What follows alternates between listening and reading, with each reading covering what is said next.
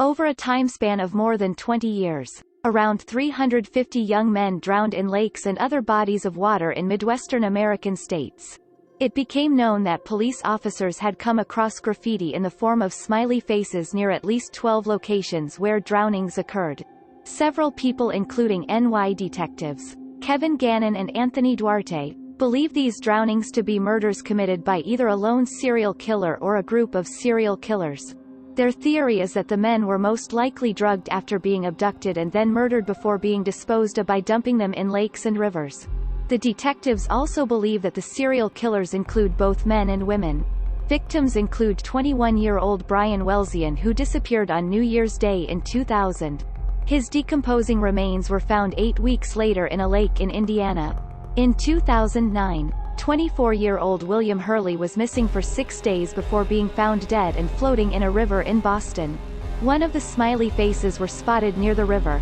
While the FBI is not convinced and say that the drownings are most likely alcohol-related, private investigations continue. A documentary on the drownings saw the light in early 2019. Whether the detectives will ever find serial killers lurking in the periphery and bring them to book remains to be seen.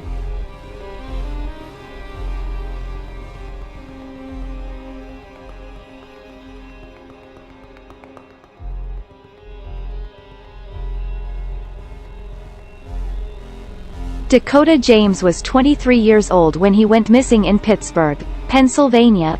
On January 25, 2017 around 11:30 p.m., James was walking back to his apartment after a night out drinking with friends and coworkers. He never made it home. The last known sighting of the Duquesne University graduate student was caught on a surveillance camera in the downtown area.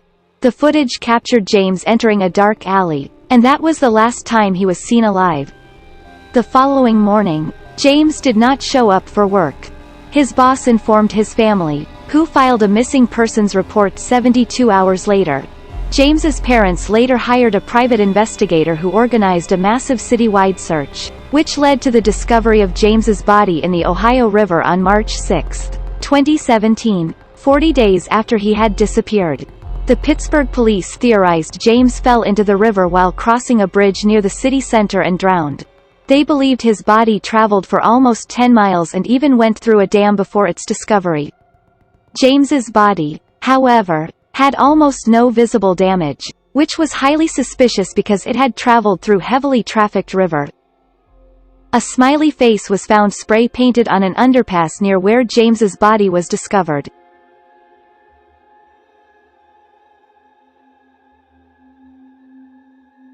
Tommy Booth, 24, disappeared on January 19, 2008 from a bar in Woodland, Pennsylvania. That night, he had been celebrating a friend's 21st birthday with a group of friends.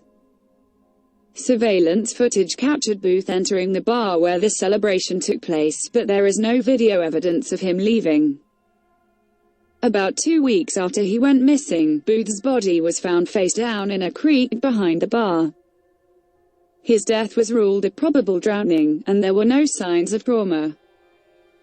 The area had been searched repeatedly in the weeks before his body was discovered, but no one had seen Booth. According to former detective Kevin Gannon and Dr. Lee Gilbertson, when Booth was found, his body was in full rigor mortis, which normally dissipates within 24 to 36 hours after death.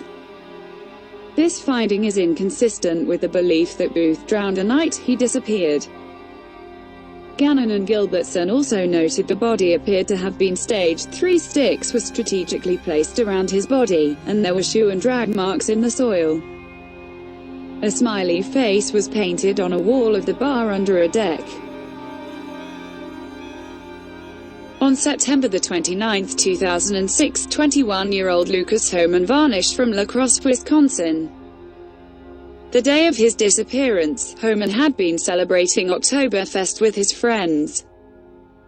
After a night of bar hopping, Homan headed home at around 10 p.m. with a friend.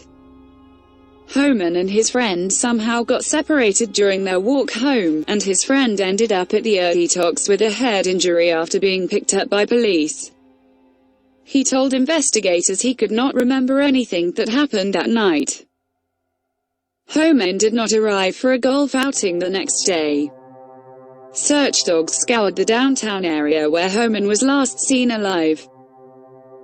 According to police reports, one dog later hit on an SUV owned by a local band member, who had played a show at the bar the night of Homan's disappearance, but the canine alert was inconclusive.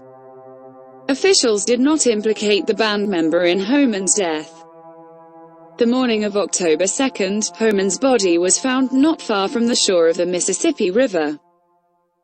His death was ruled an accidental drowning, and the autopsy report noted, acute alcohol intoxication was a major contributing factor. According to Gannon and Gilbertson, Homan had various injuries on his head, hands and arms, and they theorized that a mark on his forehead may have been a footprint that was the result of Homan being held down. Homan was the 8th accidental drowning case in La Crosse over a 9-year period. A smiley face was found spray-painted near where Homan's body was found.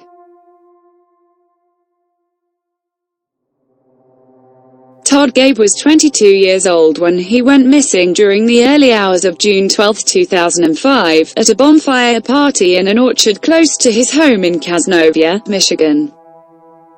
He was reported missing later that day by his mother, and a massive manhunt ensued. The night of his disappearance, Gabe made several calls from his cell phone. One of them was to a friend who said she heard Gabe say, "I'm in a field," before the call dropped. Gabe's body was found 3 weeks later in a lake that had previously been searched.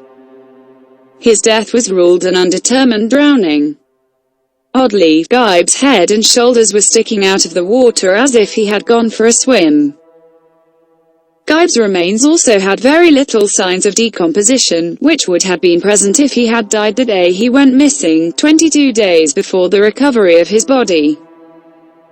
Alcohol and antidepressants were found in Gabe's toxicology screen, but it was reported that Gabe was not suffering from any form of depression at the time. A smiley face had been spray-painted on a tree near where Gabe's body was found, and a smiley face sticker was later placed on his gravesite. A Navy veteran, 24-year-old William Hurley went missing after leaving a Bruins hockey game in Boston, Massachusetts.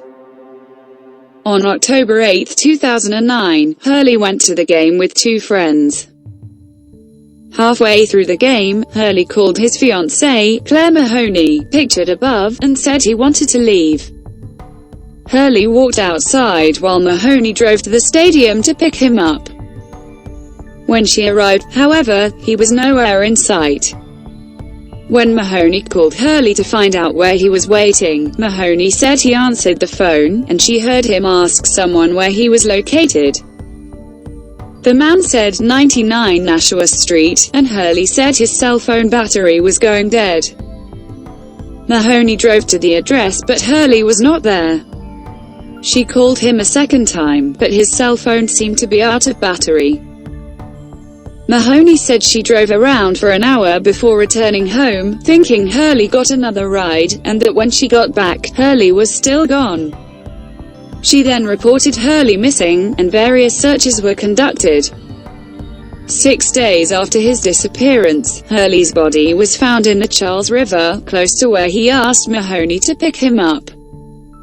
Investigators said there was no sign of foul play, and his death was ruled an undetermined drowning. Hurley's mother received a copy of the autopsy report and allowed a physician to analyze the report. She found out that her son had reportedly suffered blunt force trauma to the head, his eye socket and behind his left leg.